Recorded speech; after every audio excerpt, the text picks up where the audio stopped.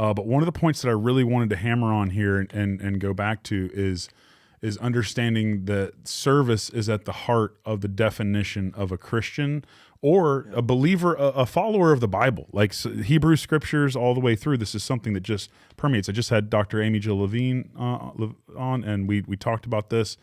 And it's like, if you're going to call yourself a Christian, right? You call yourself a Christian, people we say we're Christians.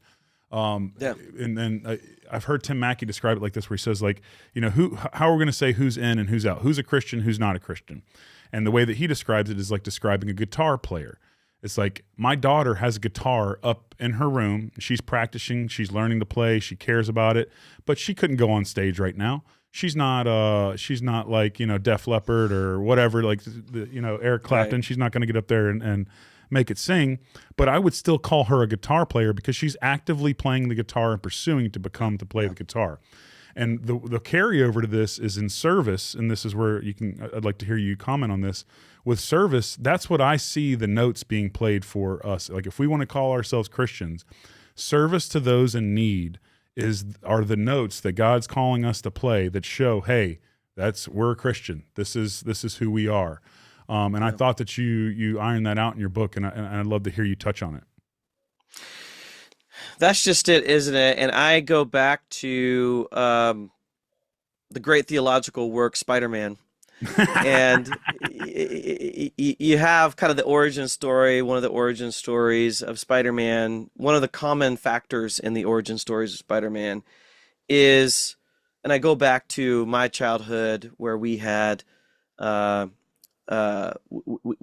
Tobey Maguire version of Spider-Man, and you have this situation where someone is robbing a convenience store, and they run out with the money, and the convenience store owner is like, "Hey, why aren't you helping?" And what does Peter Parker say? "Not my problem." Yeah. And then that comes back to bite him because that person ends up killing his uncle, and that kind of echoes in his head and becomes kind of the motivator for him helping people, is realizing that he made that mistake. But man, how common it is for us to use the mentality, not my problem. Yeah. And ultimately a not my problem mentality is a love problem. Is a love problem. You see someone in need and you think, not my problem. And it happens all the time. And sometimes we can explain it very well by saying, I was in a rush to work. I saw somebody who had a flat tire. Not my problem. That sort of thing. But the way I explain it, I've explained it before, and I don't talk about this in the book, but I think this just paints a picture, is, about 25 years ago, I burned my finger really bad with a match. And it hurt so much. Your fingers are so sensitive. It's probably the most pain I've ever been in my life, is burning my finger, because of just how many nerves are in your finger. Yeah. Called the doctor, iced and all that. It hurt for hours and hours and hours and hours. How quickly do I go into action when my finger's burned, right? So quickly. Okay, now imagine that you come home from work. No, imagine your clothes are on fire, all right? You're by a candle. Okay, you're going to put that out real fast, because even though you don't feel it, you know it's coming to you. Mm-hmm. You act quickly. Okay, now imagine you come home from work and your apartment building's on fire. All right, you're gonna jump into action because you're thinking this is gonna get to my apartment at some point, and you're worried. Okay, now what if it's the apartment building next door? Okay, now you start to feel like there's this distance, and like, I'm just gonna keep an eye on it, but not my problem. Now, what if it's apartment building?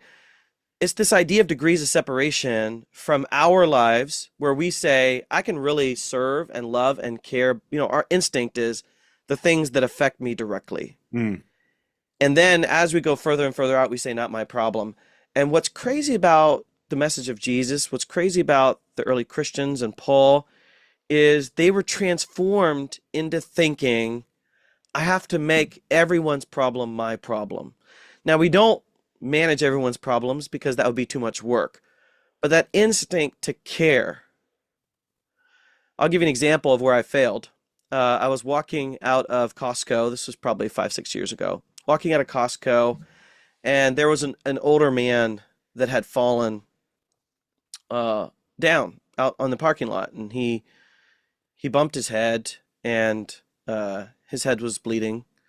And there was a woman that was kneeling with him and trying to help him, and I was in a hurry. So I just thought, yeah, someone's got this covered. I'm not the person. It's a huge parking lot. Other people will come by. So I'm kind of going to my car, partly feeling good about my decision, partly feeling guilty. And the woman yells out to me, and she says, we need help. Help me get this person to safety, whatever. And I felt so guilty in that moment that someone else had to help this person and call me out, even though as a Christian, I am called to help this person. Yeah. For me, to be a Christian means if no one else is helping that person, I am called to help that person. Even if everyone else can make excuses, I can't make excuses. And it's the transformation we experience through Jesus Christ that enables us to have our radar set for service, to give, to love, and to serve. And unfortunately, Jason, I don't think that message is being communicated today because we want to filter people through, are they on my team or not? Yeah. Then I'll help them. But if they're not on my team, then to heck with them, they'll get what they deserve. And that's just not how Paul sees the world. He says, look not to your own interest, but the interest of others. Look at Christ, who humbled himself and died even to the point of dying on a cross. Like, we might be willing to give a nickel. We might be willing to tell someone to call the police. But are we willing to go all the way in like Jesus was, according to Paul, and then Paul himself? Wow. I love that. And what you began with the degrees of separation and the apartment fire illustration, which was great. Astronauts report a common phenomenon with it when they go into a spaceship and get above the Earth and they see the entire Earth, that it's like 99% of them have this phenomenon where they lose their national orientation. They don't see themselves as African American. They're like, oh, wow, we are literally just this one species flying around on a rock in the universe.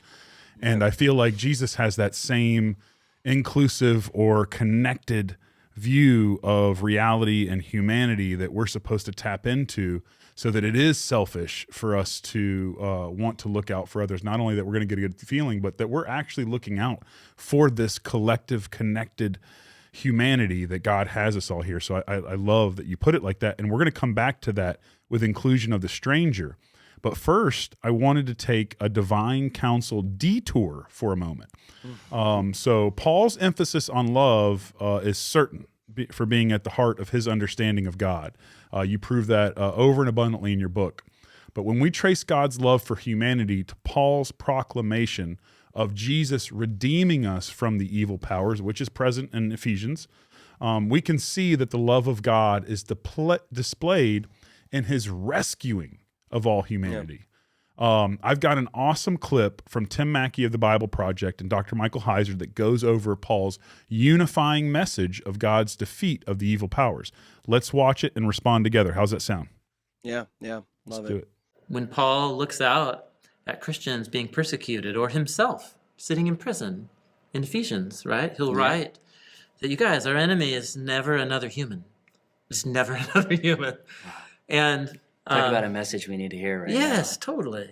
It's realities that are hard for us to see, often invisible, but not always, especially because the whole point of this evil is that it's a mirror of heaven and earth. And so we can become agents and participants in evil without even knowing it. But humans are never the ultimate problem. It's something darker and more mysterious lurking underneath. That's Paul's view of the world. It's corporate, it's individual. So profound. That's it. Paul lists rulers and principalities, authorities, powers, dominions, lords, and thrones. All of these terms indicate geographical rulership. They reflect how the Old Testament depicts the relationship of the unseen and the seen worlds. Paul was the apostle to the Gentiles.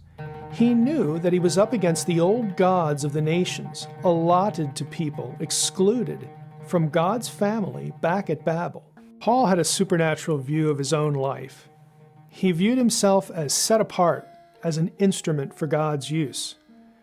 We have the same task of invading the demonic strongholds of this world with the message of the love of Jesus Christ. And makes perfect sense of why the Apostle Paul wants to invite us as followers of Jesus to see that these two realms are very much still in operation as we look out at our world today, and that we are short-sighted if we only appeal to stupid humans for all of the stupid stuff going around us. Paul very much wants us to see that snake is still on the loose.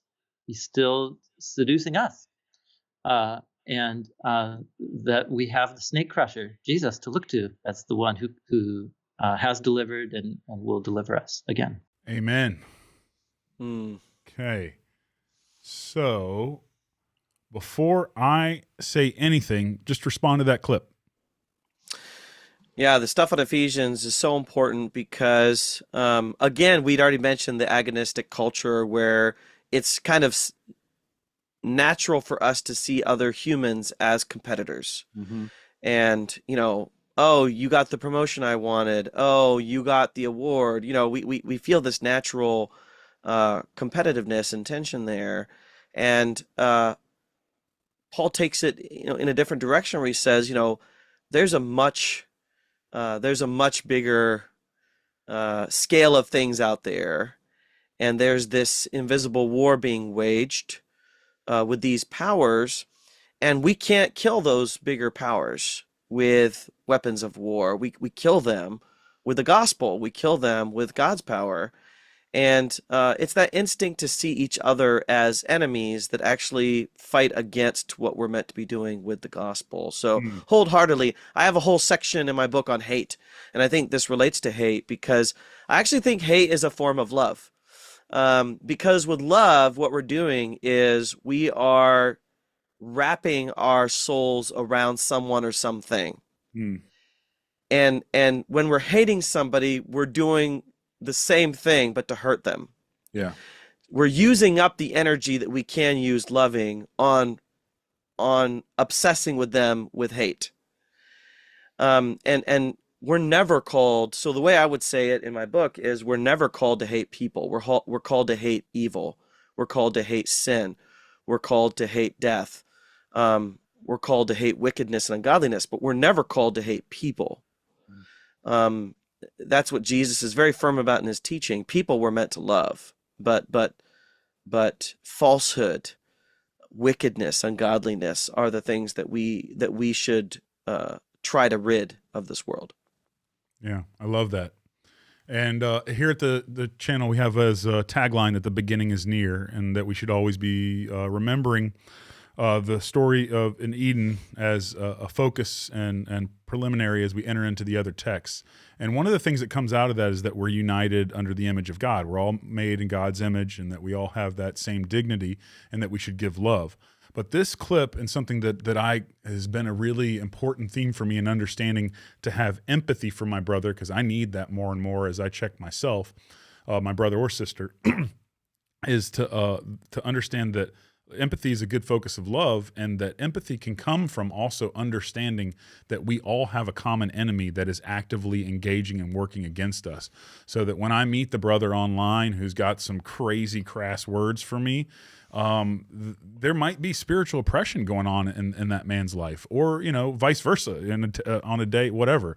To just say that brings empathy for us, that the message of Paul's love is also contained in his unifying narrative of understanding that humanity collectively is being redeemed by the grace of God through Jesus Christ over these supernatural evil powers that are still active in the world today, and that we all still wrestle against, allows us to have empathy and love for our neighbor, no matter who they are, because we're all coming against a common enemy. We need your help. Ring Them Bells is a non-profit organization where every dollar donated goes right back into the mission of spreading the good news and helping those in need. The main ministry of Ring Them Bells is serving those in need in the name of our King Jesus. Over the past year, we have fed over 2,000 meals, and next year, we want to double that. We can't do this without your support. Everything we create here and all of the food that we serve is free because it's paid for by generous viewers just like you. If you feel led to donate and join the mission with us here at Ring Them Bells,